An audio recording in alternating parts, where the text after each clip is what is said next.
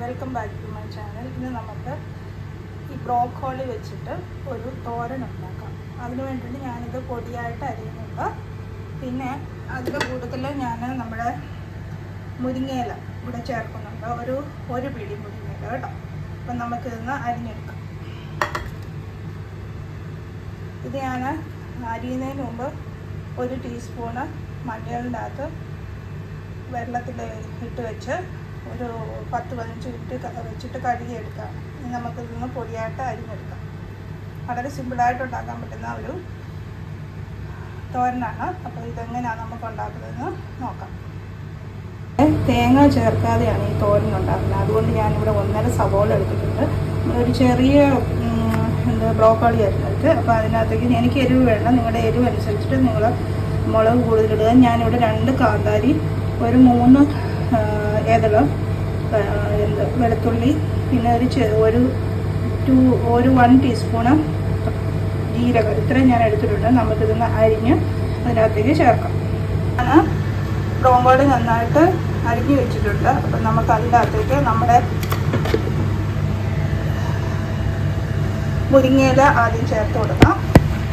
ഇതിന് വെച്ചിരിക്കുന്ന മുരിങ്ങയില അതൊരു പിടിയേ ഉള്ളൂ. അത് പിന്നെ നമ്മുടെ ജീരകം, പിന്നെ വെളുത്തുള്ളി അരിഞ്ഞത്, കറിവേപ്പില, പച്ചമുളക് ഇത്രയും അരിഞ്ഞത് ഇട്ട് കൊടുക്കാം. പിന്നെ നമ്മുടെ ഉള്ളി ചെറുതായിട്ട് അരിഞ്ഞത് അതിവിടെ ഇതിനകത്ത് ഇട്ട് കൊടുക്കുന്നതുകൊണ്ട്. തേങ്ങ ഓപ്ഷനാണ്. തേങ്ങ നിങ്ങൾക്ക് ആവശ്യമുണ്ടെങ്കിൽ ചേർക്കാം. പിന്നെ നമുക്ക് ആവശ്യത്തിന് ഉപ്പ് അതിൻ്റെ അകത്തേക്ക് ചേർക്കാം. ആവശ്യത്തിന് ഉപ്പ് ചേർത്തു. പിന്നെ നമുക്ക് 1 ടീസ്പൂൺ മഞ്ഞളൂടെ അതിനകത്തേക്ക് ചേർത്ത് കൊടുക്കാം. എന്നിട്ട് നമുക്കിത് കൈ കൊണ്ടൊന്ന് മിക്സ് ചെയ്യാം. ജസ്റ്റ് എല്ലായിടത്തും ഒന്ന് നിലം വരെ ഒന്ന് മിക്സ് ചെയ്ത് കൊടുക്കാം. ഓക്കെ. ഈ സമയത്ത് തേങ്ങ വേണമെങ്കിൽ നിങ്ങൾക്ക് ആഡ് ചെയ്യാം. ബിക്കോസ് ഞാൻ ബ്രോക്കോളിയും ചീരയും കൂടെ എടുത്ത് നമ്മുടെ മുരിങ്ങയിലും കൂടെ എടുത്ത് രണ്ടും ഒരേപോലെ വേകുന്നതാണ്. അപ്പോൾ അതുകൊണ്ടാണ് ഞാൻ ഇതെടുത്തത്. അപ്പോൾ നന്നായിട്ട് ഇളക്കി വെച്ചിട്ടുണ്ട്. ഇനി നമുക്കിത് തോരന് എങ്ങനെ ഉണ്ടാക്കുന്നതെന്ന് നോക്കാം. നമ്മുടെ പാൻ ഇവിടെ ചൂടായിട്ടുണ്ട്.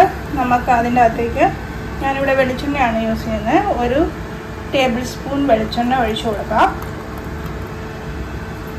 വെള്ളം നന്നായിട്ട് പാനിൻ്റെ പറ്റിയെന്ന് ഉറപ്പാക്കിയിട്ട് വേണം എണ്ണ ഒഴിക്കാൻ. കടുക് ഓപ്ഷനിലാണ്. എന്നിട്ട് നമുക്ക് ഇതിൻ്റെ അകത്തേക്ക് നമ്മുടെ ഇളക്കി വെച്ചിരിക്കുന്ന പച്ചക്കറി ഇട്ട് കൊടുക്കാം. നമുക്ക് ഇതൊന്ന് ഇളക്കി കൊടുക്കാം.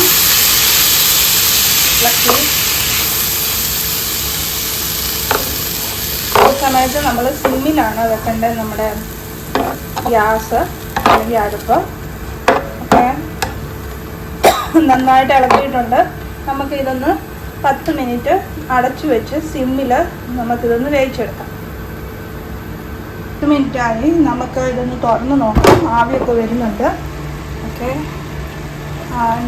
നമുക്ക് ഇതൊന്ന് ഇളക്കി ഇട്ട് കൊടുക്കാം. ബിക്കോസ് നമ്മുടെ മുരിങ്ങയിലെ വെള്ളം ഇറങ്ങിയിട്ടുണ്ട്. അപ്പം നമുക്ക് ഒന്നുകൂടെ ഇളക്കിയിട്ട് പതുക്കെ സിമ്മിലാക്കി വെച്ച് തുറന്ന് വെച്ച് നമുക്കൊന്ന് വേവിച്ചെടുക്കാം. ഓക്കെ. തീരെ സിമ്മിൽ തന്നെ വേണം ഇത് വെക്കാനായിട്ട്. വെള്ളമൊക്കെ പറ്റി നമ്മുടെ തോരൻ ഇവിടെ റെഡി ആയിട്ടുണ്ട്. നല്ല ടേസ്റ്റി ആയിട്ടുള്ളൊരു ഡിഷാണ്. എല്ലാവരും ഇതിന് ട്രൈ ചെയ്ത് നോക്കണം. ഓക്കെ. ആദ്യമായിട്ട് ആ ചാനൽ കാണുന്നെങ്കിൽ കമൻറ്റ് ചെയ്യാനും സബ്സ്ക്രൈബ് ചെയ്യാനും മറ്റുള്ളവർക്ക് ഷെയർ ചെയ്യാനും മറക്കരുത്. ഓക്കെ. നമുക്കിതൊന്ന് സെർവിങ് ഡിഷിലേക്ക് മാറ്റാം. നല്ല ടേസ്റ്റി ആയിട്ടുള്ള ഡിഷാണ്.